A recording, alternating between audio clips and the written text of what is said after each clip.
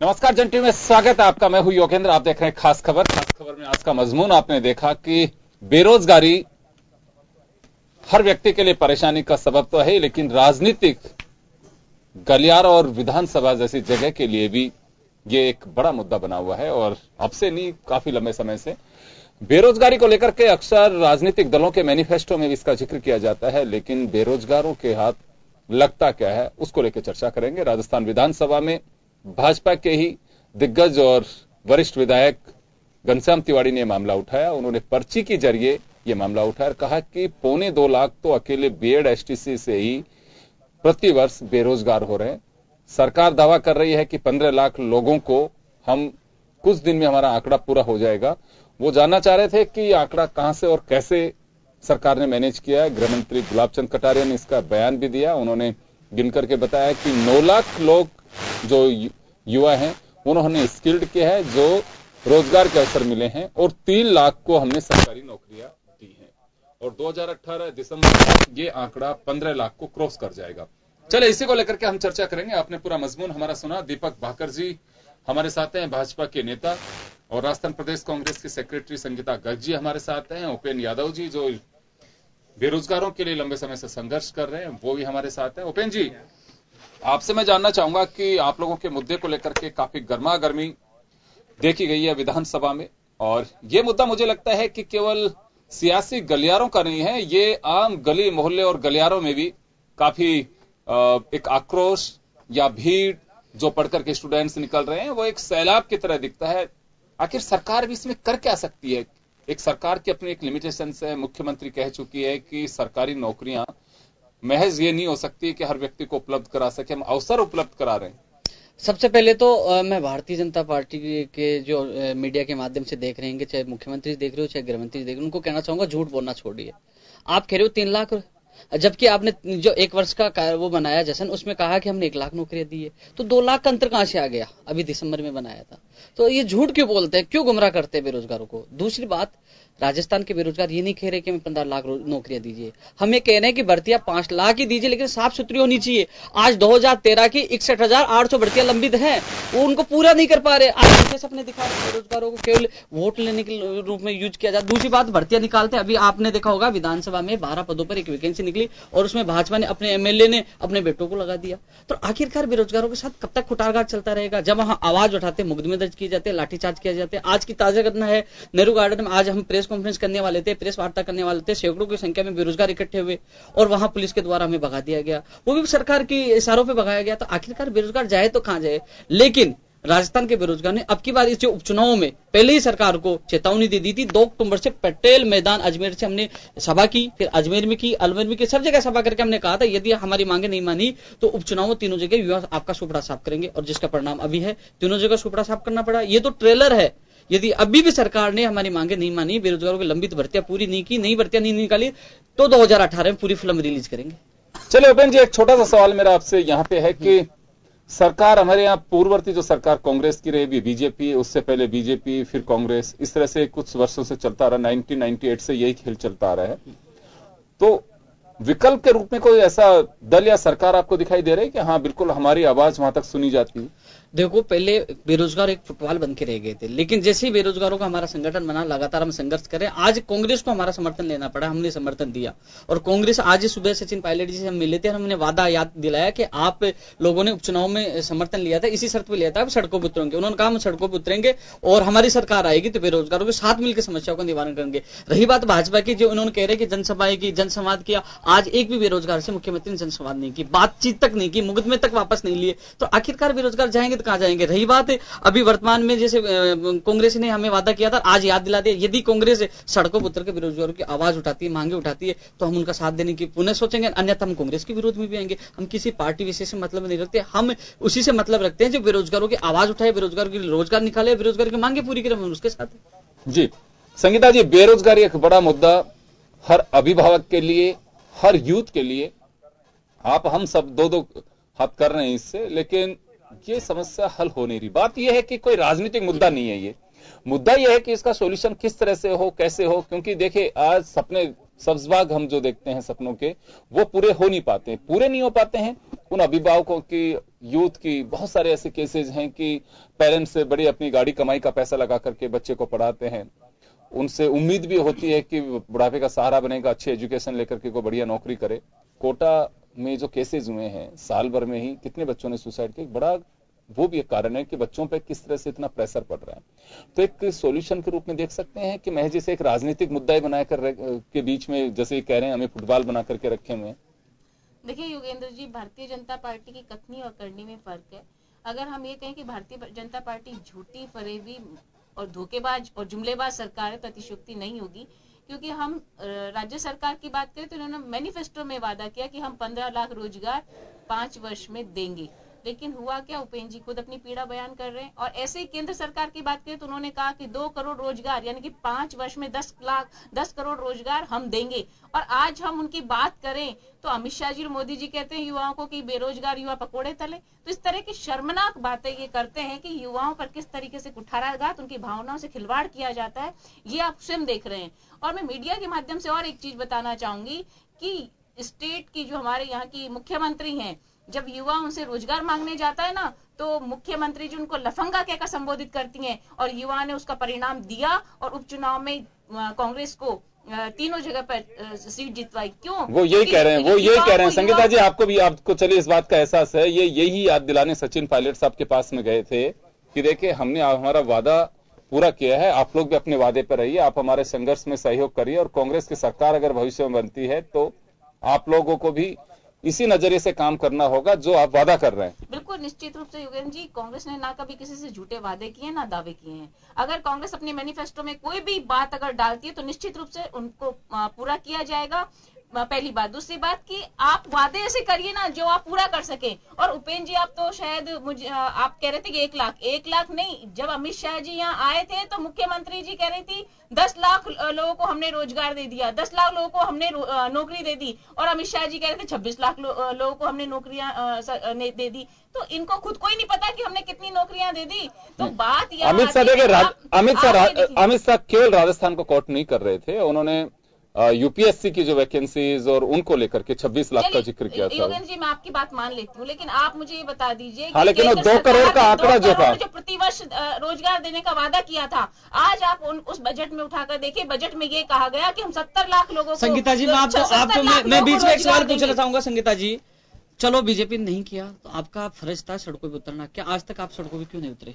देखिए, हमने समय समय पर बेरोजगारों की आवाज उठाई है। और उपेंद्र जी, हमने जो भर्तियां निकाली थी, कांग्रेस शासन ने जो भर्तियां निकाली थी, वो अटक गई। बीजेपी का शासन आते ही वो अटका दी गई। क्यों? आपसे झूठे वादे किए गए। आज 24,500 विद्यार्थी मित्र बेरोजगार हो गए, उनसे झूठा वादा किया गया।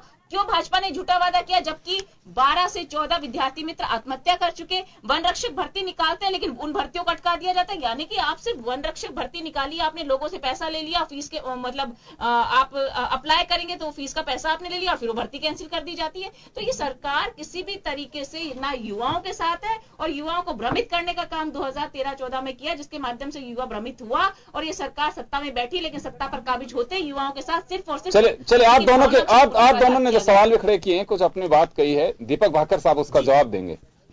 देखिए, रोजगार सृजन तो हमारी पार्टी का और सरकार का एक नीति निर्धारण का केंद्र बिंदु रहा है, और सरकार ने इसकी में काम भी किया शुरू से लेकर अभी तक। इतने 4 साल के केंद्र सरकार और राज्य सरकार की जिस बात ये करें, पहले मैं एक एक सिलसिलेवार इनकी बातों का जवाब दूंगा तो बताऊंगा कि सरकार ने जैसे बात की, इन्होंने 70 लाख की। देखिए, जब उन्होंने कहा थी रोजगार, तो रोजगार के अंदर प्राइवेट और सरकारी दोनों होते हैं।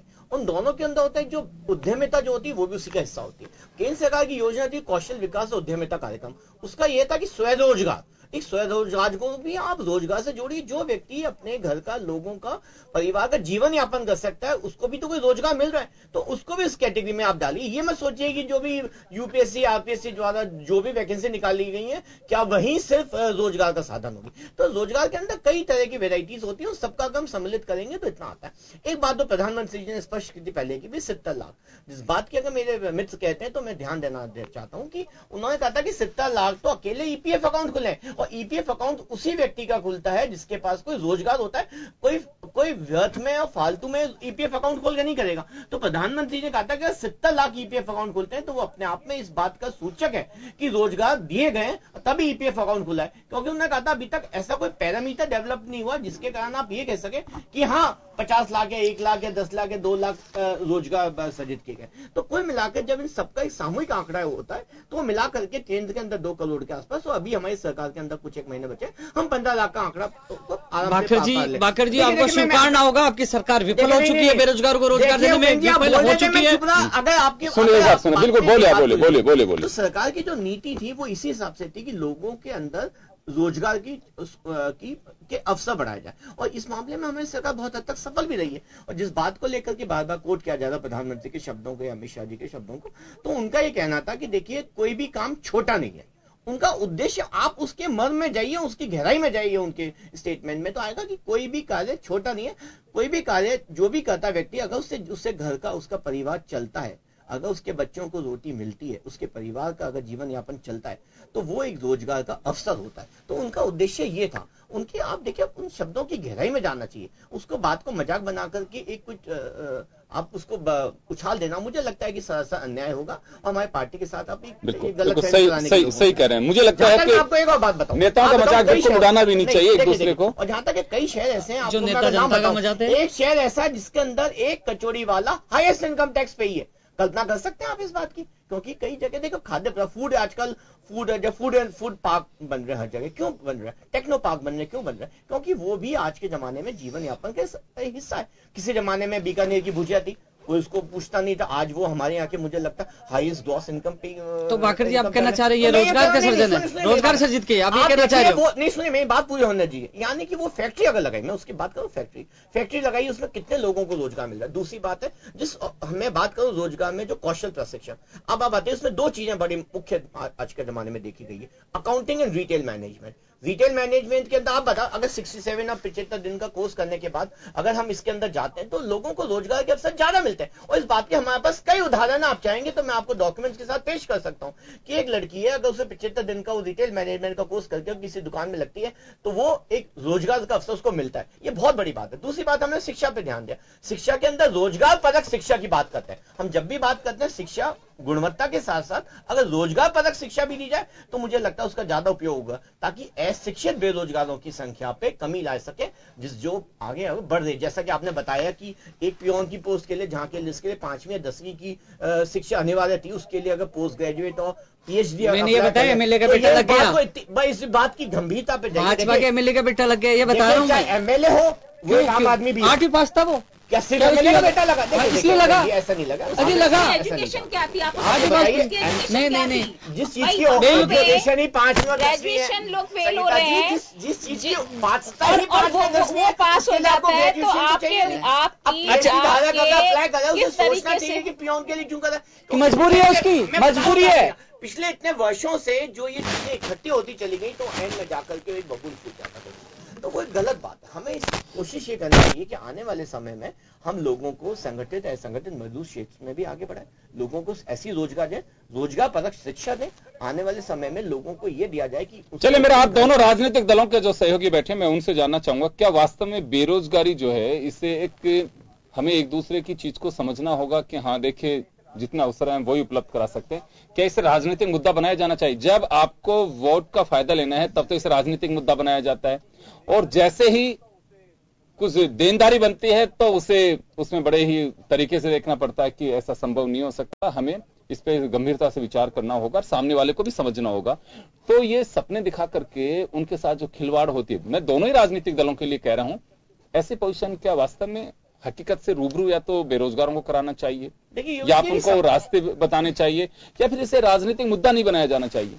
देखिए योगेंद्र जी, अभी बीजेपी के साथी ये कह रहे थे कि हमने स्किल डेवलपमेंट के माध्यम से ये किया वो किया, तो मैं आपसे पूछना चाहती हूँ कि क्या कांग्रेस शासन में स्किल डेवलपमेंट यानी ट्रेनिंग प्रोग्राम चलते नहीं थे? उस वक्त भी स्वावलंबन और सशक्तिकरण के लिए ट्रेनिंग प्रोग्राम्स चलाए जाते थे और चलते थे, और स्व विवेक से जिस व्यक्ति का जिसमें इंटरेस्ट होता था वो व्यक्ति उसको ज्वाइन करके उसको उसके माध्यम से ट्रेनिंग लेकर वो स्व विवेक से अपने विवेक से उसमें अपना काम करता था। और इन्होंने कहा कि प्रधानमंत्री जी ने कहा, अमित शाह जी का कहने का मतलब ये नहीं था, निश्चित रूप से हम मान लेते हैं उनका कहने का मतलब ये नहीं था, लेकिन आपने युवाओं को झूठे सपने दिखाए, इसको स्वीकार करना पड़ेगा, चाहे वो केंद्र की सरकार हो चाहे राज्य की सरकार हो। सपने तो आप लोगों ने दिखाए, हमने तो उसमें एक सपने में रंग भरे संगीता जी, हमने रंग भरे उन लोगों को और उनको धरातल पे ला करके उस मोड़ तक पहुंचाया जहां वो युवा समझ सके कि उनके साथ छलावा होता गया था। नहीं संगीता जी, आप इस बात को गलत समझ रहे हैं। आपने स्वावलंबन कार्यक्रम में न तो इच्छा शक्ति थी, न स्ट्रेंथ थी, न नीति थी। आप या तो आप बोल रहे नहीं, एक एक बोलेंगे तो ज्यादा सही रहेगा। आपने कहा हमने स्किल, मैं ये नहीं करी, आपने स्किल डेवलपमेंट के माध्यम से आप पहले भी ये प्रोग्राम चलते थे, ट्रेनिंग प्रोग्राम्स हर जगह चलते थे, और उसका ये इम्प्लीमेंट हमने कभी ये नहीं कहा कि हम आपको इतना रोजगार देंगे। आपने तो वो सपने दिखाए जो कभी पूरे ही होने वाले नहीं थे। आपने झूठ बोला, इस बात को आप स्वीकार करिए। आप बार बार ये कहते हैं कि हमने स्किल डेवलपमेंट, अरे ये चीजें तो पहले भी थी और युवा भ्रमित नहीं हुआ, लेकिन रोजगार में हमने ये कभी नहीं कहा कि सरकारी नौकरी दिलाएंगे। संगीता जी देखिए, नहीं बिल्कुल, चलो बात नहीं थी, रोजगार संगीता जी अपॉर्चुनिटी। बागर जी, मैं 3 सवाल आपसे पूछना चाहता हूँ। आज कटारिया जी ने कहा कि 3 लाख के आपने सरकारी नौकरियां दी, क्या वो सही है? मैं कभी इस चैनल पे नहीं आऊंगा यदि 3 लाख नौकरियां सही हो जाएंगे तो। एक सेकंड, ओपन जी एग्जैक्टली कहीं पे नहीं जाऊंगा। मैं करेक्ट करना चाहूंगा और फिर भी हमने उसमें उन्होंने संशोधन किया है कि शायद कल तक हम आपको सही आंकड़ा दे सकें। 1 लाख नौकरियां भी नहीं दी, 3 लाख की तो छोड़कर। मैं बात करूं एम्प्लॉयमेंट अपॉर्चुनिटीज की, रोजगार सृजन की बोला गया। 9 लाख की बात है। दूसरी बात है, दूसरी बात अभी 26,000 कल वापस हमने वैकेंसी निकाली। इसके अलावा कौन सी वैकेंसी निकाली? वो केंद्र की निकली है, राजस्थान की एक ही बात है, सरकार की। हाँ जी, सरकार की आपने निकाली, दोनों सरकार की। अभी आज वर्तमान में जो विधानसभा में बहस किस विषय पे हुआ, मैं आपको ज्ञात करवाना चाहूंगा। आज इस विषय पे हुआ जो आरपीएससी का चेयरमैन पहले था नहीं, लंबित समय से जो 7 महीने पहले वरिष्ठ अध्यापक परीक्षा 9568 पदों पर एग्जाम हुई, जून में उसकी एग्जाम हुई थी, आज तक उसका परिणाम नहीं आया। पहले कहा गया आरपीएससी का चेयरमैन नहीं है, बाद में कहा एमबीसी का आरक्षण है। मैं स्वयं आमरण अनशन पे बैठा, बेरोजगार वहां सर्दी में 7 दिसंबर से 15 दिसबर से बैठे। बीजेपी का कार्यकर्ता वहां नहीं पूछा। उसके बाद आपने मौके पे पहुंचा, आप कलेक्ट्रेट के वहां भी गए थे आप लोग, आपने कलेक्ट्रेट वहां भी प्रदर्शन किया था। मैं आपको नहीं पूछे, बेरोजगार के बीच में नहीं पूछे, मैं जाके आया हूं, मुझे कैसे जानकारी रहेगी? मैं चूंकि अधिकारी हूं इसलिए आपको जानकारी दे रहा हूं। बोलना चाहिए था, आपको जाना चाहिए था। देखिए नहीं ली, हम इन मुद्दों का राजनीतिकरण नहीं करना चाहते थे, हम चाहते थे अगर किसके साथ अन्याय हो रहा है तो उसको न्याय मिले। 7 महीने तक परिणाम क्यों नहीं निकाल पाई आरपीएससी का जवाब दीजिए आप। आरपीएससी के देखिए, आरपीएससी को आप वाली बात छोड़े, हबीब गोरान वाले आपने आरपीएससी का चेयरमैन नहीं बना पाए, हबीब गोरान वाली आरपीएससी चेयरमैन नहीं बना पाया, या नाकामयाबी थी वैकेंसी हुई है। हमेशा वहां पे लोगों को लगा 2013 की भर्ती एक भी आरोप नहीं है, आप बताइए एक भी आरोप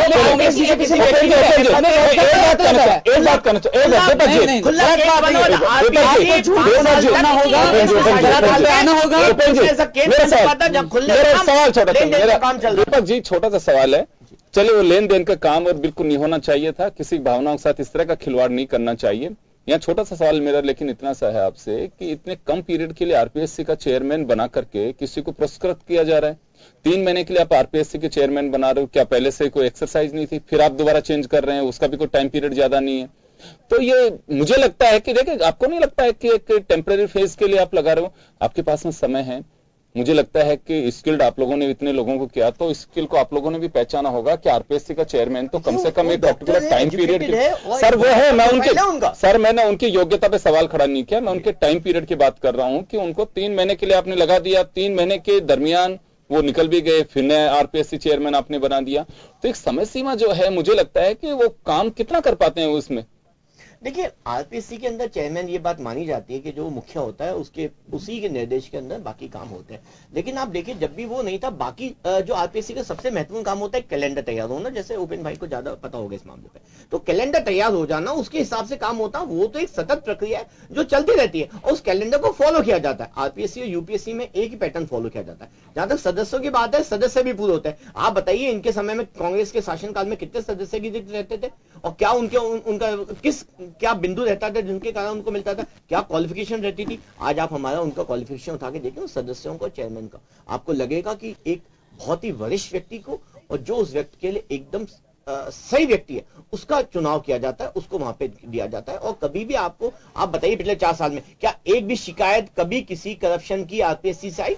पहले वो क्या किस चीज का बना हुआ था आरपीएससी के अंदर? नहीं देखिए, भर्ती कितनी बार होती है? 2013 की भर्ती अभी रद्द हुई है, दोबारा ही है और हो रही है। कोर्ट में जाकर के किसी चीज को लेके हो जाना, कई 18 क्वेश्चन डिलीट कर दिए गए। 18 क्वेश्चन मैं बात आऊं उसी क्या कहता है, मैं 18 क्वेश्चन 18 क्वेश्चन किसको बोलते हैं? प्रॉब्लम्स के कारण उपेंद्र भाई, अगर कहीं पे कोई 18 क्वेश्चन किसको बोलते हैं? डिलीट कर दिए गए 18 क्वेश्चन। प्रोसीजर प्रॉब्लम्स के कारण अगर कहीं कोई चीज होती है वो एक अलग इश्यू है। करप्शन के कारण कोई चीज इश्यू होती है तो एक अलग बात है। करप्शन के नाम पे सर मैं तो एक बात जानता हूं, देखिए दीपक भाकर साहब, मैं एक बात कहना चाहूंगा आपको यहाँ पे कि बिल्कुल सही है कि करप्ट लोगों को नहीं रखना चाहिए सिस्टम में, बिल्कुल नहीं होना चाहिए। लेकिन भर्तियां अगर कोर्ट में जाके अटक जाती हैं या तो एक्सरसाइज नहीं होती है कि हम कोई लेकुना रहता है तभी कोर्ट कंसीडर करता है, अदरवाइज उसे खारिज कर देता है। दूसरा, आपने कहा कि कोई करप्शन की बात सामने आए, ये एक बड़ा विषय है ये कि आप लेक्चरशिप की एग्जाम के अंदर आप क्वेश्चंस जो लगातार डिलीट करवाए गए और ऑब्जेक्शन जो स्टूडेंट्स दे रहे हैं कि बिल्कुल ये तो क्वेश्चन इस तरह के हैं कि संभव ही नहीं है, इनके आंसर इनमें से कोई नहीं है, उनको डिलीट करवा रहे हैं। तो देखिए, ये तो बिल्कुल नहीं कह सकते हैं कितने सालों से इन्होंने जो आरपीएससी बना रखे थे उसकी वजह से ऐसा हो रहा है। मुझे लगता है सुधार तो अगले दिन से होना चाहिए और आरपीएससी जैसी जगह में भी हम अगर आरोप प्रत्यारोप के जकड़न में अगर फंस जाएंगे कि उनके वक्त भी ऐसा हुआ था, तो मुझे लगता है कि देखिए ये कोई न्यायोचित बयान नहीं है। दीपक जी, देखिए मैं ये बात कर रहा हूं, हम स्वीकार कर रहे हैं जो कहीं अगर कहीं कुछ एरर हुआ है, मे बी टाइपिंग एरर या कहीं क्लरिकल एरर या कोई भी एरर हुआ है, तो आप देखिए उसकी मैं बात होनी, चाहे 18 हो चाहे 28 हो, बात होती है मेलाफाइड इंटेंशंस तो नहीं है ना। सबसे बड़ी महत्वपूर्ण बात होती है कि मेलाफाइड इंटेंशंस नहीं होनी चाहिए, आपके अंदर मन में कोई चोर नहीं होना चाहिए। उस बात को तो सभी स्वीकार करते हैं, हाँ ऐसा नहीं है, हाँ कहीं एरर हो गया होगा, जो स्वाभाविक है, ह्यूमन एरर भी हो सकता है, प्रिंटिंग एरर हो सकता है, टाइपिंग एरर हो सकता है, मशीन एरर हो सकता है, पर कम से कम हमारी इंटेंशंस के ऊपर कभी किसी ने सवाल खड़े नहीं किए। ये बहुत महत्वपूर्ण बात है। जिस बात की जी हमें वही बताओ, जहां तक आप बात करते देखिए वो एक अलग केस है, वो अलग आप भ्रष्टाचार में एमएलए का बेटा लगे, एमएलए का बीजेपी कार्यालय में जो पानी एमएलए का बेटा लगा दिया में आ रहा है, बीजेपी कार्यालय में काम कर रहे थे, देश का भला हो ही नहीं पाएगा जो बीजेपी पैसे लगाइए जिसके अंदर थोड़ा मटेरियल एविडेंस हो। सबसे योग्यता में सबसे अव्वल एमएलए साहब का बेटा जो जिन्होंने एमए बीएड जो कर रखे हैं वो 8वीं पास योग्यता है, नहीं पानी की योग्यता इनको लग रहा है। मैं बताऊं जिस आप जिनकी बात करो, जिसकी पात्रता योग्यता 5वीं या 10वीं है, उसमें आप खुद बताइए क्या एमए पीएचडी वाली व्यक्ति अगर सुटेबल होगा नहीं होगा, आप खुद बताइए। खुद आवेदन करें तो सुटेबल है, खुद आवेदन करें। दीपक जी आप ये बताइए जिस चीज की योग्यता 5वीं और 10वीं है। दीपक जी संगीता उसके साथ अन्याय करेंगे। सर सुनिए एक बार, संगीता जी मेरा सवाल ये है कि ये बड़ा गंभीर विषय है। देखिए, अगर वास्तव में एमए पीएचडी एलएलबी या कोई एमबीए किया हुआ, अगर सर एक बार सुनिए तो सही सर, एक बार सुनिए, अगर वो वास्तव में पियोन के लिए अगर अप्लाई करता है, मैं आपको 27 हो गया आप लोगों को, चोमू के अंदर नगर पालिका में वैकेंसी निकली थी, ग्रेजुएट जनरल कास्ट के लड़के सफाई कर्मियों के लिए उन्होंने नाम अप्लाई किए हैं। ये इशू ये नहीं है कि 8वीं पास के लिए एमबीए पीएचडी ने क्यों भरा, उसको लगता है कि मैं जो पढ़ाई कर चुका अब अवसर नहीं है, परिवार को मुझे पालना है। वो मैं तो सैल्यूट करता हूं उन लोगों को भी, कम से कम वो बिल्कुल कायराना हरकत तो नहीं करते कि हैंग होकर के अपनी जीवन ले लग, वो संघर्ष से जूझ रहे हैं। चाहे उन्हें पियोन बनाइए, आप पे कुछ भी नौकरी दीजिए, अवसर दीजिए। मुझे लगता है कि ये ऐसी समस्या है कि हमें इसे गंभीरता से समझना होगा कि बेरोजगारी का आलम क्या है। आप वो देखिए कि एमए पीएचडी करना कोई सहज काम नहीं है। किस तरह से पीएचडी की जाती है मैं जानता हूं बहुत अच्छे से, आप लोग समझते हैं। अगर वो व्यक्ति भी अप्लाई कर रहा है तो आप अंदाजा लगाइए कि वास्तव में हमें कम से कम बयानबाजी पे लगाम लगाना होगा और वो सच्ची बातें हमें बोलनी चाहिए ताकि किसी को पीड़ा ना पहुंचे। एक छोटे से ब्रेक के लिए रुकेंगे, ब्रेक के बाद वापस लौटेंगे।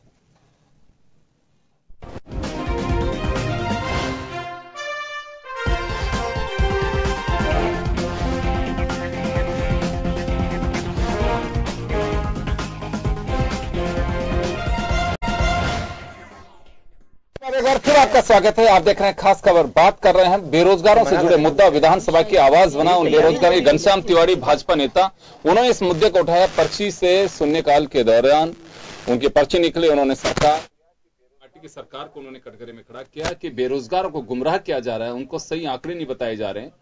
ऐसे में सरकार की जिम्मेदारी बनती है कि कम से कम हाउस को सच्चाई से अवगत कराए। गृह मंत्री गुलाब चंद कटारिया ने तमाम आंकड़े रखते हुए उन्होंने कहा कि हम 9 लाख अवसर उपलब्ध कराए हैं और 3 लाख सरकारी नौकरियों में कुछ हमने नौकरियां दे दी हैं 1 लाख से अधिक, और कुछ अभी पाइपलाइन में है, जो जल्दी हम 2018 दिसंबर तक 15 लाख के आंकड़े को भी हम क्रॉस करेंगे।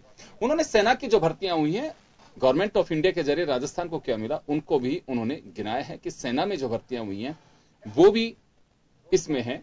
खैर चलिए, रोजगार मिलना चाहिए। सवाल यह है गवर्नमेंट इंडिया के जरिए मिल रहा है कि स्टेट गवर्नमेंट के जरिए मिल रहा है, लेकिन अगर युवाओं को रोजगार मिलता है, उनको वो अवसर मिलते हैं, तो मुझे लगता है कि एक बड़ी बात होगी।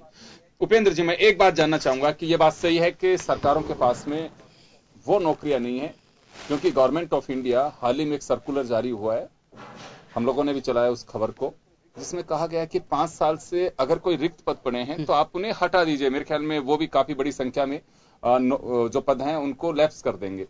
इसी तरह से वर्ल्ड बैंक के लिए भी पहले कहा जाता था कि आपको इतनी भर्तियां कम करनी होंगी।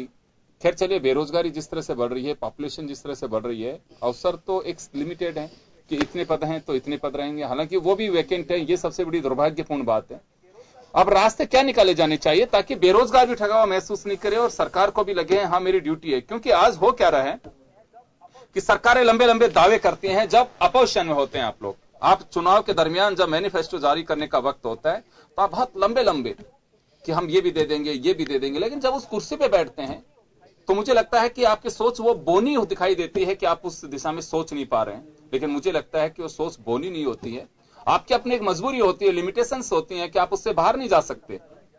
उन परिस्थितियों को कैसे समझा जाएगा? तो राजनीतिक दलों को भी हकीकत से अवगत रखना होगा कि हाँ बिल्कुल हम ये दे ही नहीं सकते हैं। वो ख्वाब ऐसे क्यों दिखाए जाते हैं, या वास्तव में कुछ ऐसे रास्ते निकालने चाहिए जो निकल सकते हो कि कम से कम ये तो हमारे लिए करिए।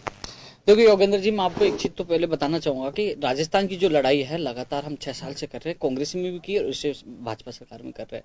हमारी लड़ाई 15 लाख की नहीं है। मैं बार बार हर चैनल पे और आपके पहले चैनल पे बोल चुका हूं, क्योंकि जो पार्टियां जो आंकड़ों को लेकर कह रही है कि 15 लाख, हम 15 लाख की बात नहीं करें, हम बात करें सिस्टम की।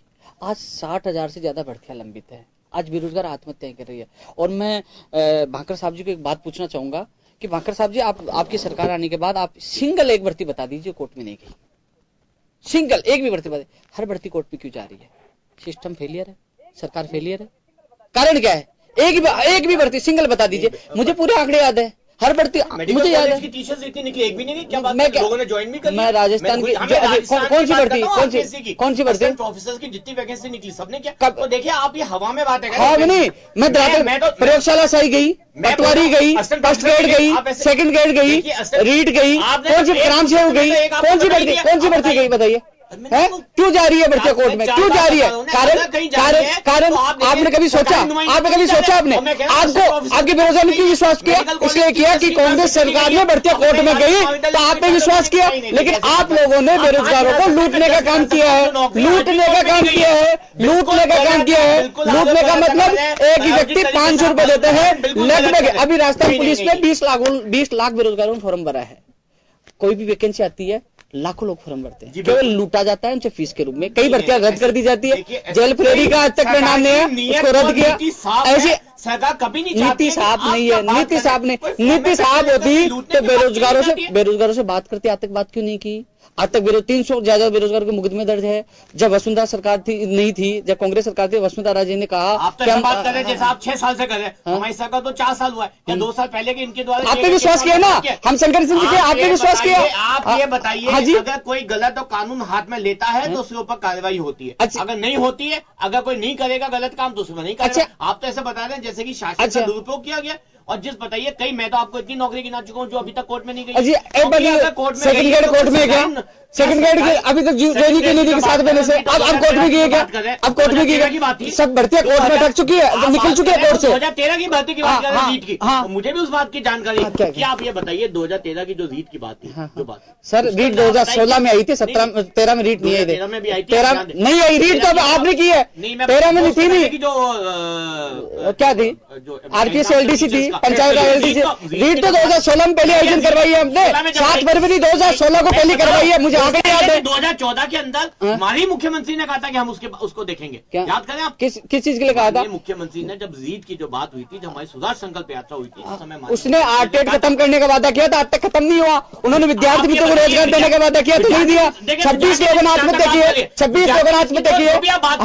हमेशा सरकार ने बात की, उन्होंने आकर के हमेशा आंदोलन किया, पार्टी के कार्यालय पे आगे विद्यार्थी मित्रों ने। मजबूरी है, कहाँ जाएंगे आप? जन सुनवाई करते पार्टी कार्यालय आएंगे, कहाँ जाएंगे आप? लोगों ने उसमें पंचायत सहायिका आपने भर्ती निकाली, कैसे नहीं रोका? सिर फोड़ दिया गया, मैं खुद आया, सिर फोड़ दिया गया। कब गया? कौन से पुलिस वाले में खड़े रहते हैं? कौन से लाठीचार्ज कर दिया गया?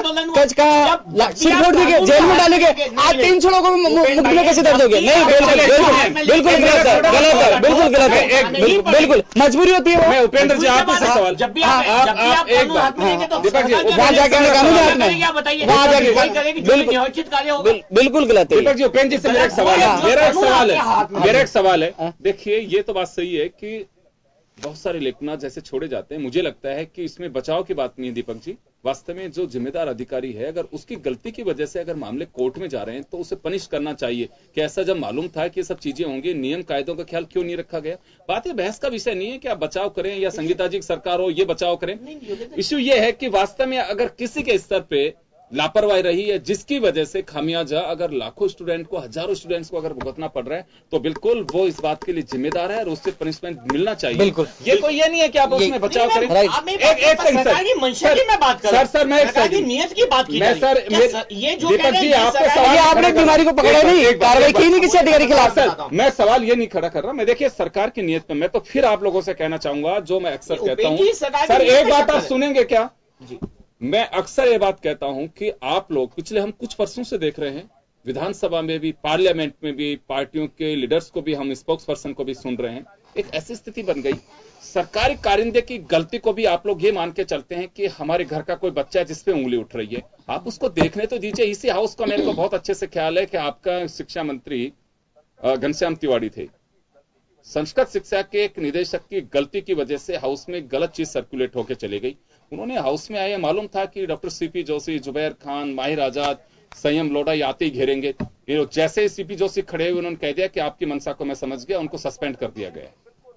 और आज की पोजीशन ये है कि बिल्कुल पीछे से हाथ किए जाते, खड़े जाओ, हुल्लड़ कर दो, हाउल्ला कर दो। मुझे लगता है कि कोई डेमोक्रेटिक सिस्टम नहीं है। अगर कोई गलत कर रहा है, बिल्कुल उन बच्चों के साथ में, उन युवाओं के साथ में, उनकी भावनाओं से इस तरह से कोई खिलाड़ कर रहा है, उसको पनिशमेंट मिलना चाहिए।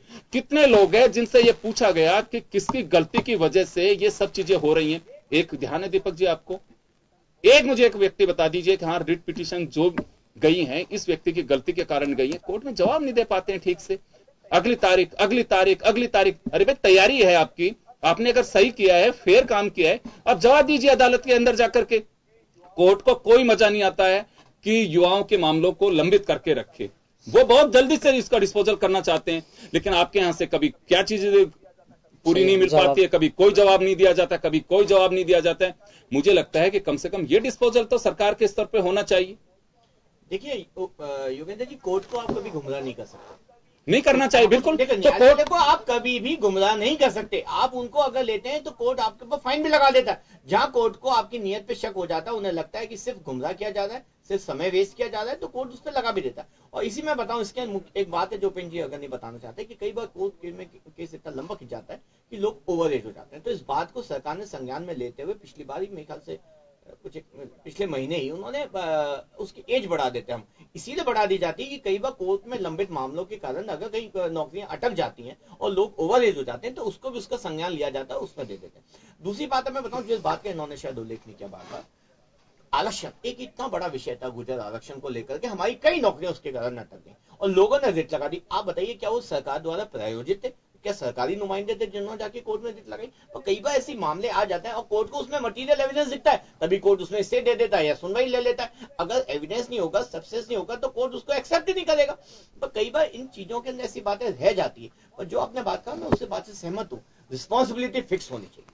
अगर किसी कहीं लगता है कि किसी व्यक्ति विशेष की गलती से ऐसा हुआ है कि लाखों लोगों, अगर छात्रों का या युवकों का भविष्य में अंधकार में हो गया है, तो मेरा ऐसा मानना है उस व्यक्ति के खिलाफ कड़ी से कड़ी कार्रवाई की जानी चाहिए, रिस्पॉन्सिबिलिटी फिक्स की जानी, जैसा पहले हुआ वैसा होना चाहिए। और एक पारदर्शी सरकार की मुझे लगता है कि इतनी जिम्मेदारी बनती है। हम देखेंगे अगर कहीं ऐसा हुआ है तो रिस्पॉन्सिबिलिटी फिक्स की जाएगी और उस व्यक्ति विशेष के खिलाफ कार्रवाई की। भाकर जी, एक चीज पूछना चाह रहा था। चलो ठीक है, हम मुद्दे उठाते हैं, हम आंदोलन करते हैं, कभी आपने ये कहा कि हम बैठते हैं, किसकी गलती है, इसका क्या रास्ता निकाला जाता है, बैठ के हम रास्ता निकालते हैं और इस विवाद को खत्म करते हैं? आज तक क्यों नहीं कहा गया? 4 साल मैं आपकी बात क्यों नहीं कहा गया? लोकतंत्र हम मजबूर होते हैं। नहीं, लोकतंत्र की खूबसूरती है कि आज हम टेबल का क्रॉस बैठ के बातें कर रहे हैं। तो जो काम टेबल का क्रॉस बैठ के हो सकता है, चाहे गोल मेज से लेकर के आज तक की बात करो, तो इस देश की आजादी से लेकर अभी तक, उसके पहले से लेकर अभी तक कई काम टेबल के ऊपर ही हुए।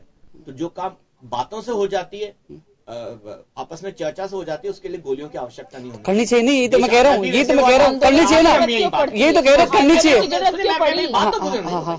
तो कहीं आप जाइए, आप मिले उस व्यक्ति विशेष से, आप उन व्यक्ति से, मंत्री से मिले, आपका प्रतिनिधि मंडल मिले, बोले कि हम अपनी बात कहना चाहते हैं। 2.5 क्विंटल से ज्यादा ज्ञापन, 2.5 क्विंटल से ज्यादा ज्ञापन मैंने दिए। बात तो सुनिए, 4 साल में ज्ञापन तो दिए। आज आप कह रहे हैं कि बात करिए, आज आप कह रहे हैं कि बात करिए, सबको दिए, सबको। क्या कहते हैं भैया अधूरे, आप ये लेके आओ, आप ये लेके आओ। नहीं, चलता था, हमारे कागजों पे वजन की आवश्यकता ही नहीं है। आपकी बातों में वजन होना चाहिए, बातों में वजन है, वजन होगा, सरकार उसको सुनेगी, जो भी न्यायिक कार्रवाई होगी वो करेगी। चलिए 2.5 पेज का कागज दीजिए, 2.5 क्विंटल की आवश्यकता नहीं है। सर, क्या आप जिम्मेदारी लेते हो? 2.5 पेज के कागज में आप करते हो, आप जिम्मेदारी लेते हो, हम तो 2.5 पेज का दे देंगे। आप उस व्यक्ति, आप जिम्मेदारी लेते हो? शिक्षा मंत्री के पास सवाल है, आपका पूरा। चले दीपक जी, मेरा छोटा सा सवाल है। मैं तो ये जानना चाह रहा हूँ कि देखिए, मैंने आप लोगों से भी कहा, मैं किसी एक गवर्नमेंट को कटघरे में खड़ा नहीं कर रहा हूँ। कटघरे में तो आप तब खड़े होते हैं जब वादे करके चुनाव जीत जाते हैं। या छोटा सा सवाल है, क्या वास्तव में बेरोजगारी एक राजनीतिक मुद्दा है या ऐसा मुद्दा है जिसका कोई रास्ता निकाला जाना चाहिए? इसे मैं तो मानता हूं एक सामाजिक मुद्दा है, लेकिन आप लोग इसे पॉलिटिकल इश्यू बनाते हैं। तो आप क्या मतलब बिलीव किसमें करना चाहते हैं कि वास्तव में सोशल इश्यू रहना चाहिए या पॉलिटिकल इश्यू होना चाहिए? देखिए, इसको एक सामाजिक और आपका सोशियो पॉलिटिकल इश्यू बनाए तो ज्यादा अच्छा रहेगा। पूरा पॉलिटिलाइजेशन किसी भी चीज का करना मुझे लगता है तर्कसंगत और न्याय संगत नहीं रहता। राजनीति और समाज तो इस देश का हमेशा से इच्छा है। हम तो धर्म का भी करते थे, पर हम पे आरोप लगने लग गए कि स्यूडो सेक्युलरिस्ट ऐसे आ गए, तो मैं धर्म को अलग करना चाहता हूँ। जबकि मेरा व्यक्तिगत मानना है कि धर्म को भी अगर हम इसके साथ जोड़ें तो मुझे लगता है कि उचित है। मेरा व्यक्तिगत मामला है, इसे पार्टी से ना जोड़ें। पर जहां तक बात करें सोशियो पॉलिटिकल बना के चलेंगे, तभी तो मुझे लगता है कि हम ज्यादा अच्छी कार्रवाई कर पाएंगे, हमारी इच्छा शक्ति बढ़ेगी। और हम धर्म के नाम पर ही तो राजनीति करी है। आज तक आपने राजनीति संगीता जी, अगली बार मैं आप ही के पास आऊँ। हाँ, दीपक जी जवाब दीजिए। अगर हम इसको सोशियो पॉलिटिकल इश्यू बना के चलेंगे तो मुझे लगता है हम इसको ज्यादा कारगर ढंग से इसका क्रियान्वयन कर सकेंगे और ज्यादा अच्छे ढंग से उसका इम्प्लीमेंटेशन होगा और हमारी सोच भी उतनी बनेगी। तो उसी अगर सोच के साथ चलेंगे तो मुझे लगता है हम ज्यादा न्याय कर पाएंगे और लोगों को ज्यादा से ज्यादा अवसर। अगर बिल्कुल इसे सोशल बना के चलेंगे, उसमें पॉलिटिकल आप उसको बिल्कुल भी हटा देंगे, तो मुझे लगता है कहीं ना कहीं कमी रह पाएगी। और जिस सोच के साथ हम चलना चाहते हैं, जिसका सरकार जिस सोच के साथ चलना चाहती है और लोगों को मदद करना चाहती है, मुझे लगता है उसकी धार कहीं ना कहीं उतनी पैनी नहीं रह पाएगी जितनी होनी चाहिए। चलिए, मैं निवेदन करना चाहूंगा। देखिए, पहले जो मुद्दे होते हैं, रोजगार से जुड़ा हो, पानी का मुद्दा, पॉलिटिकल इश्यू होते थे। पॉलिटिकल इश्यू इस वजह से होता था कि पॉलिटिकल आवरण पहनने के बाद उस मुद्दे को उसका सॉल्यूशन होता था, उसमें वजन होता था। लेकिन आज पॉलिटिकल इश्यू मेरी नजर में इस वजह से नहीं बनाना चाहता मैं कि पॉलिटिकल इश्यू का कोई वास्तव में कुछ है ही नहीं। जो गिरावट आ रही है हमारी सोच इश्यूज में, वो मुझे लगता है कि बड़ी मुश्किल बात है। इसी वजह से मैंने इसे सोशल टच दिया कि वास्तव में मेरा मानना है कि बेरोजगारी सामाजिक मुद्दा है, उस समाज के लिए एक बड़ा मुद्दा इस नाते है कि हर पेरेंट्स के जो बच्चा पैदा हुआ है, पैदा हो चुका है, वो बड़ा हो रहा है, उसके लिए रोजगार के अवसरों का क्या होगा? क्योंकि नीतियां इस तरह की सरकारों की बना दी जाती है, सारा खेल ब्यूरोक्रेट्स का होता है। ब्यूरोक्रेट जैसे चाहते हैं सरकारों को रिमोट से चलाते हैं, आप पहुंचा या आप हो। हमें लग रहा था कि आप लोग मोनी बाबा कहा करते थे मनमोहन सिंह जी को, मोदी साहब के लिए अभी कहा जाने लग गया कि रिमोट से चल रहे हैं ब्यूरोक्रेट्स कैसे, वो पब्लिक ओरिएंटेड डिसीजंस नहीं कर पा रहे हैं जो यूथ के लिए हो सके, बेरोजगारों के लिए हो सके। मैं ये कह देने से वो नहीं। आपने मुद्रा योजना की बात करेंगे, मुद्रा योजना की हकीकत का पता करिए, हकीकत का पता करिए। मुद्रा योजना की क्या पोजीशन है? आपने बहुत अच्छा बना दिया कि आप चलिए आपका स्टार्टअप करिए, आपको मुद्रा योजना के जरिए आपको लोन मिल जाएगा। लोन वाले बैंक मैनेजर्स कहते हैं कि जयपुर के बैंक से लिस्ट बनवा लीजिए 100 लोगों की। सर मैं वो निवेदन करता हूं, आप लोगों के ऊपर शक बिल्कुल नहीं है। मैंने क्या कहा कि हर 5 साल में राजनीतिक दल को कड़ी परीक्षा से गुजरना पड़ता है, लेकिन फिर भी आप उस तासीर को समझने की कोशिश नहीं कर रहे हैं कि आप लोग किसको ढकने का प्रयास कर रहे हैं। आप बिल्कुल कोशिश नहीं करते हैं कि वास्तव में हकीकत क्या है, क्यों सवाल उठाए जा रहे हैं, नीचे धरातल पे क्या चीज है। कम से कम उनसे तो रूबरू होने की आवश्यकता है। आप लोग वर्कर्स, अगर प्रधानमंत्री अकेला कुछ नहीं कर सकता, लेकिन जो आप पन्ना प्रमुख बनाते हैं, बूथ प्रमुख बनाते हैं, आप मंडल प्रमुख बनाते हैं, उनसे हकीकत तो पूछिए कि वास्तव हमारी योजनाओं की पोजीशन क्या है। दीपक जी मैं ये निवेदन कर रहा हूं आप लोगों से। योगेंद्र जी मैं आपकी बात से सहमत हूं, और जो आप बोल रहे हैं ना, ये पूछा भी गया है, और कई बार होते हैं हमें उतने नतीजे अपेक्षित जितने होते हैं उतने नहीं मिलते। जो आप बोला है हमने ये पूछा है, आप विश्वास नहीं करें, स्वयं मुख्यमंत्री जी ने और कई बार हमारे प्रदेश के पदाधिकारियों ने इस बात को, जब भी बूथ स्तर की बैठक हुई है उसमें इस बात का जिक्र किया जिस बात का आप कह रहे हैं। और बड़ी अजीब बात है कि कई बार हमें उसके जो जवाब मिलते हैं, जो होते हैं वो उतने अपेक्षित नहीं है जितने कि हम सोच के चलते हैं। पर हमने कई बार कोशिश की कि हम इसका कैसे समाधान करें, तो हमने इसमें कोशिश की और पैम्फलेट्स तक बताएं कि लोगों को इस बात की जानकारी दी जाए कि मुद्रा योजना केंद्र सरकार की बहुत ही महत्वाकांक्षी योजना है, जो प्रधानमंत्री जी की एक बहुत ही उत्कृष्ट सोच दर्शाती है। और उसके अगर आप देखिए 45,000 तक का लोन दिया गया। अब इस बात को आप लोगों ने गलत समझा, पर मेरा मानना है जिस व्यक्ति के पास 100 रुपए नहीं है, अगर उसे 45,000 का लोन मिलता है एक छोटे से स्टार्टअप के लिए, छोटे से काम के लिए, चाहे वो चाय की दुकान की बात भी हो, तो उसमें आप बताइए क्या बुराई है। तो कई बार है लोगों के अंदर इस बात का मुझे लगता है कि और ज्यादा हमें पेनिट्रेशन करना पड़ेगा, और ज्यादा लोगों को इस बात के लिए हमें ध्यान देना पड़ेगा कि उनको बताया जाए कि देखिए सरकार ये योजनाएं आपके लिए लेकर के आई है। और जहां तक मैं आप बताऊं, हमें अभी जब उपचुनाव की समीक्षा हुई तो इस बात की बात बहुत सबसे महत्वपूर्ण कड़ी ये निकल गई कि सरकार की इतनी अच्छी योजनाओं का, पर हम कहीं ना कहीं उसे लोगों तक पहुंचाने में कमी रह गई है। तो हमारी पूरी कोशिश है कि आने वाले समय में हम केंद्र और राज्य सरकार की मुद्रा योजना जैसी बाकी योजनाओं को भी लोगों के पास तक पहुंचाएं, ताकि वो उसका लाभ ले सके और फिर उनको लगे कि हाँ ये सरकार उनकी अपनी सरकार है, लोगों की सरकार है, उन लोगों के बारे में सोचती है और उनकी भलाई के बारे में सोचती है, ताकि आने वाले समय में जब भी चुनाव हो उनको लगे कि हाँ हमें इस सरकार को। चलिए मैं संगीता गर्ग जी के पास में जाना चाहूंगा। संगीता जी, एक बड़ा मुद्दा है ये, महज इसे एक राजनीतिकरण इसका नहीं होना चाहिए, इसका सॉल्यूशन होना चाहिए, वो रास्ते निकालने होंगे। ये परेशानी केवल ये नहीं है कि आज भाजपा शासित प्रदेश है या भाजपा की सरकार केंद्र में है, इनकी जवाबदेही है, जवाबदेही इनकी है। जवाबदेही देखिए कमोबेश सभी की होगी, और ये एक ऐसी स्थिति है आज बड़ी अजीबोगरीब स्थिति है। हमें उन वाक्यों को देखना होगा कि बोर्ड का टॉपर डकैत बन गया, एक एमए कर रखा है एक लड़का, एलएलबी कर रखा है, वाहन चोर बन करके निकल गया। ये क्या हो रहा है? ये वो बेरोजगारी का परिणाम है जो पेट पालने के लिए, घर का खर्चा चलाने के लिए लोग डाइवर्ट हो रहे हैं, क्योंकि जो इंटेलिजेंट है आपने उसको यूटिलाइज ही नहीं किया, उसे रास्ता कुछ मिला नहीं। आज छोटी सी बात मैं बताता हूं, जयपुर को आप लीजिए, पकौड़ी बनाना, ये बात तो सही है, मैं अमित शाह की उस बात से सहमत हूं कि पकौड़ा बनाना ये कोई पॉलिटिकल मुद्दा नहीं है। रोजगार के लिए कौन नहीं बनाता, पकौड़ा बना सकता है, इसमें क्या दिक्कत है? अगर अच्छी जगह है, उसकी चल रही है दुकान, तो बड़ी अच्छी बात है, उसका मखौल नहीं उड़ाना चाहिए। हर जगह नॉन वेंडर जोन बना दिया, बेचेगा कहां? वहां जाकर के कहीं पे हाईवे पे दूर जाके जंगल में पकौड़ियां बेचेगा, या कोई छोले कुलचे बेचेगा, कुछ भी। दीपक जी आप एक गौर फरमाना इस बात के लिए, केवल स्वच्छ भारत के नाम पे जगह जगह नॉन वेंडर जोन बना दिए। अरे भाई, थोड़ा सा एक थड़ी ठेले वाला जो व्यक्ति है वो अपना पेट पाल रहा है, परिवार का पेट पाल रहा है, वो ऐसी जगह तो अपनी चीजों को बेचेगा जहां से एक रास्ता बहता हो, कॉलोनी के लोग रहते हो। आप बड़ी अजीबोगरीब स्थिति देखिए कि आप हाई टैक्स जिनके ड्यूज हैं उन पे कोई गिरबान पे हाथ नहीं डालता, लेकिन उस गरीब के पेट पे दौलात पड़ती हैं जो अपना रोजगार चलाने के लिए छोटा सा ठेला लेकर के जा रहा है। ऐसे से वीडियो वायरल होते हैं कि उनकी सब्जियां लूट ली जाती हैं, उसको रेडी को 3 बार पकड़ा गया तो उसको तोड़ दिया जाता है, उसके सपने तोड़ रहे हैं, उसको आगे रास्ता नहीं निकलेगा तो क्या करेगा वो। तो मुझे लगता है कि आप दोनों पार्टियों के लोग बैठे हैं यार, ये ऐसा नहीं है कि पहली बार ऐसा हो रहा, पहले भी होता रहा है। कम से कम इन चीजों को तो रोकिए कि छोटा सा 25-30 हजार का जिसने ठेला बनाया है, 5 हजार का जो सामान डाल करके उस पर बेच रहा है, उसको उठा करके लेके चले जाते हैं और तालियां पीटते हैं कि आज की इतनी रिकवरी हो गई हमारी। उससे क्या रिकवर कर लिया, उसके तो सपने तोड़ दिए आपने। योगेंद्र जी, बिल्कुल इसको जस्टिफाई किसी भी तरीके से नहीं किया जा सकता। मैं आपकी बात से सहमत हूं। इस बात का ध्यान रखा जाना चाहिए कि ये कोई मापदंड नहीं होना चाहिए कि हम स्वच्छता के अंदर कि हम सारे ठेले वाले हटा दें। मैं आपकी बात से सहमत हूं। नो वेंडिंग जोन और वेंडिंग जोन का एक डिमार्केशन होना चाहिए। हर जगह वेंडिंग भी होनी चाहिए तो हर जगह को नॉन वेंडिंग भी होना चाहिए। लेकिन आप कर क्या रहे हैं?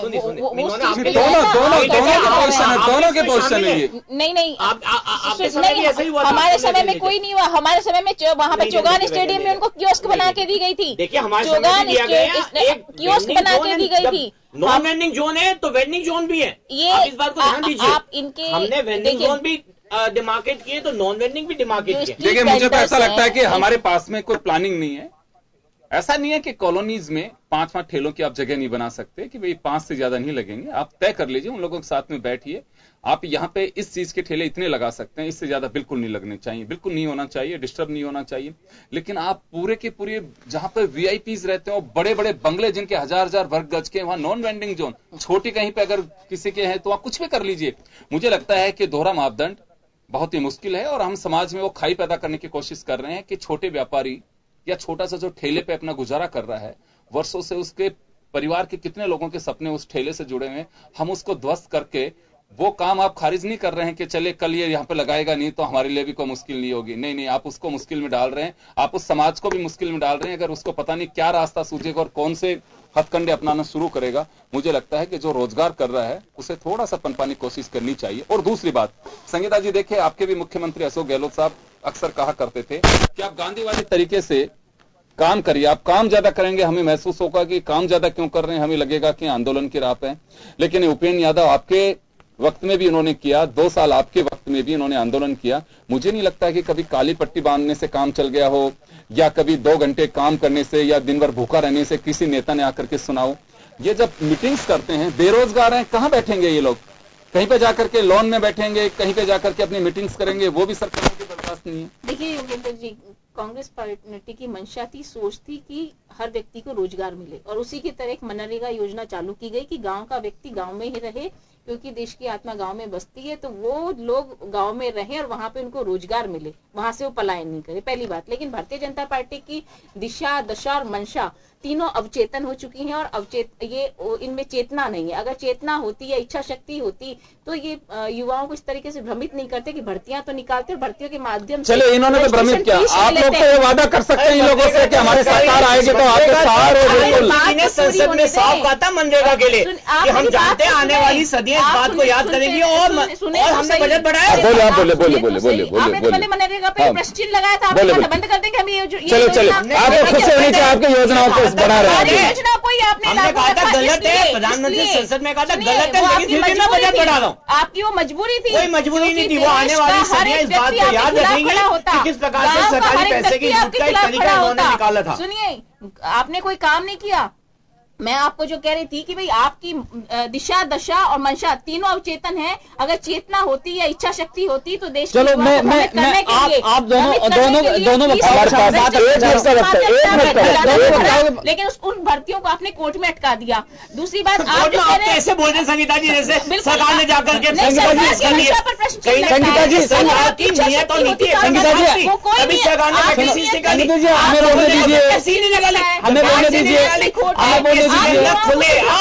खुलेआम भ्रष्टाचार का केंद्र बन चुका था आपके जमाने में। आपने किसको जेल भेजा? अभी बोलान जी, मैं आपके चैनल के सामने नाम लेके बोल सकता हूँ।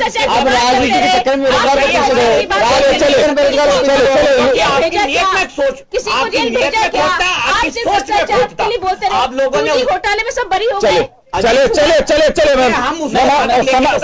समय समाप्त हो गया, समय समाप्त, माफी चाहूंगा। खैर चले, बेरोजगारों का जो मुद्दा है वो मुद्दा एक सामाजिक मुद्दे की तरह अब राजनीतिक दलों को देखना चाहिए कि जैसे समाज में बहुत सारी चीजों को दूर करते हैं, मुझे लगता है कि बेरोजगारी भी एक ऐसा मुद्दा है जिससे हर परिवार को उसका सामना करना पड़ रहा है। और अगर समय रहते वास्तव में हम ध्यान नहीं देंगे, मुझे लगता है कि अब वक्त आ चुका है एमएसएमई सेक्टर से जुड़े लोगों को, उन एम्प्लॉयर से बात करनी चाहिए कि कहीं उनको कोई तकलीफ तो नहीं है। कल 2 नौकरी ज्यादा देंगे तो मुझे लगता है कि सरकार का वो भार कम होगा। अगर आप उनके पर कतरने की कोशिश करेंगे, आप उन्हें अगर हर्डल्स पैदा करेंगे, तो मुझे लगता है कि वो एक बड़ी समस्या और पैदा होगी।